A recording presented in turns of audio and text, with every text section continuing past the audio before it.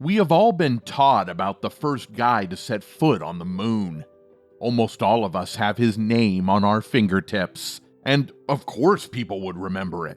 It was a milestone in the world's history. But did we really land on the moon? Did it actually happen? Or was it all just a vast conspiracy theory? Do you think they made a successful landing, or have we all been told a lie? In this video, we will be taking a deeper look at one of the most debatable happenings in history. It has been over half a century since Apollo 11, but many people still believe humans have never set foot on the moon. On July 20th, 1969, the Apollo program, a U.S. human spaceflight program, finally succeeded in making a landing on the moon. Obviously, this wasn't the first attempt. Several other programs had tried before, including Apollo 8 and 10, but Apollo 11 was the first to make a successful landing, marking the first time in world history. During the Cold War between the United States and the Soviet Union, both nations were in a space race, battling to be the first ones to get to space. The Soviet Union left the United States behind and launched the first ever artificial Earth satellite. The world was shocked to see the Soviet Union's capabilities. As you can imagine, the United States was shocked to say the least. Still, they soon got back into the game by creating the National Aeronautics and Space Administration, commonly known as NASA, and initiating Project Mercury, which aimed to put a man in the Earth's orbit before the Soviet Union. But to their surprise, the Soviet Union became the first to launch a man into space on May 5, 1961.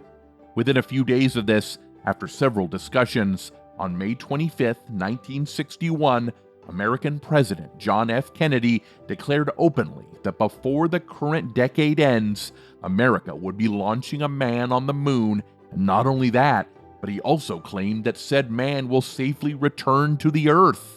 This was unbelievable to the public, as achieving this in such a short period was nearly impossible.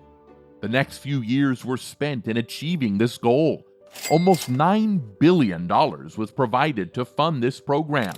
Soon, testing began, and NASA started launching a new mission every few months. The mission started as unmanned, but soon included humans in the test missions. Finally, on July 16, 1969, Apollo 11 was launched. The mission was led by Commander Neil Armstrong, Command Module Pilot Michael Collins, and Lunar Module Pilot Buzz Aldrin. A Saturn V5 rocket with three main parts was used for this mission: a command module, a service module, and the lunar module. It was planned that only the lunar module would land on the moon after it was detached from the command and service module. The spacecraft was loaded with about 1 million gallons of kerosene, liquid hydrogen, and liquid oxygen, which summed up the total weight of the spacecraft to about 3 million kilograms. It took almost 10 minutes for the aircraft to enter the Earth's orbit. The spacecraft orbited around the Earth until they received a green signal from Mission Control on the Earth to move forward, and then the spacecraft began its journey towards the moon's orbit. This took a few days, and on July 19, 1969, the spacecraft entered the moon's orbit. Now it had to detach the lunar module.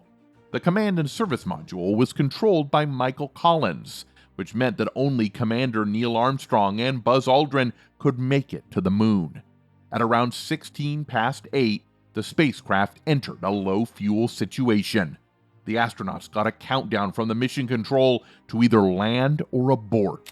With about 30 seconds remaining in the countdown, the mission control got a radio message from the commander that the spacecraft had successfully landed on the moon. Both the astronauts stepped on the moon, all decked out in their spacesuits, and they spent over 2 hours collecting the moon's dust and rocks. They spent this time taking photographs and setting up several scientific instruments on the moon's surface. An American flag and an inscribed plate to declare this achievement were also set there. As both the astronauts returned to the lunar module, they found a shocking finding. The ascent engine arming switch had fallen off when the astronauts exited the spacecraft. The switch was crucial to start the engine to get the desired propelling force. After discussing the matter with Mission Control, Buzz Aldrin came up with a solution: restart the engine with the help of a simple ballpoint pen. The engine successfully restarted, and the lunar module was set to be connected back to the command module. After the spacecraft was completed, it was finally on its way back to the Earth. Despite many difficulties, parachutes were spread, and the spaceship finally landed in the middle of an ocean with all 3 astronauts being safe and sound. The mission was clearly successful, but why do people still doubt it? Many people believed that NASA had faked the entire mission to win the space race against the Soviet Union. They thought that this mission was nothing but a hoax. Now, let's take a look at things that caused doubt in the public's mind. The first thing was the American flag. The footage of the astronauts setting the flag showed that the flag was waving, which couldn't happen since there was no wind. According to NASA, this happened because the flag had a horizontal pole to hold it up, unlike standard flags, and the reason behind the waving of the flag was Buzz Aldrin twisting the flagpole in that footage. The next suspicion was the absence of stars from the scene. People doubted that they intentionally left out the stars so that no one would be able to figure out whether the photographs were actually taken on the moon or just from the Earth. NASA argued that this was because the moon's surface was so bright that it was hard to capture stars. When the photographs were revealed to the world, people were skeptical about the shadows in the pictures. They believed that this was because the US faked these photographs. And yes, it can be seen that the shadows were quite inconsistent instead of being parallel. Still, as per NASA, this was because of multiple sources of light, including the sun and the moon's surface, as well as the lunar dust. After Apollo 11, 5 more successful landings were done on the moon, and the public argued that the background in the images from all these missions was similar, too similar to be real. NASA insisted that this was because the moon was much smaller than the Earth, and that's why the surface looked so similar in different pictures.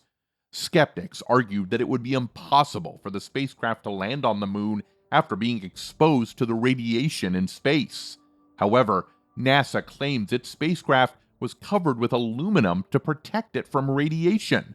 But then, how did the cameras on the spacecraft not get ruined? They said that the cameras were also well protected in a metal container.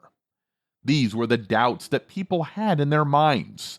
To some extent, NASA's claims seem believable, and to give them the benefit of the doubt, let's say that they did successfully land on the moon. But then maybe the footage they recorded was damaged, or perhaps it wasn't compelling enough, so they faked one. Because if this entire event had been fake, why would the Soviet Union have acknowledged it? Not only did they recognize it, but they also included it in the Great Soviet Encyclopedia. Many people also questioned why, if America could do this, there wouldn't have been a landing like this in the past 50 years. This is probably because of the costs. The Apollo mission cost almost $100 billion, and the risk that came with it was highly threatening. During Apollo 11, NASA did prepare the best safety measures, but they were also prepared in case the mission failed. In fact, an alternate speech was ready to be made if the astronauts did not return to the Earth.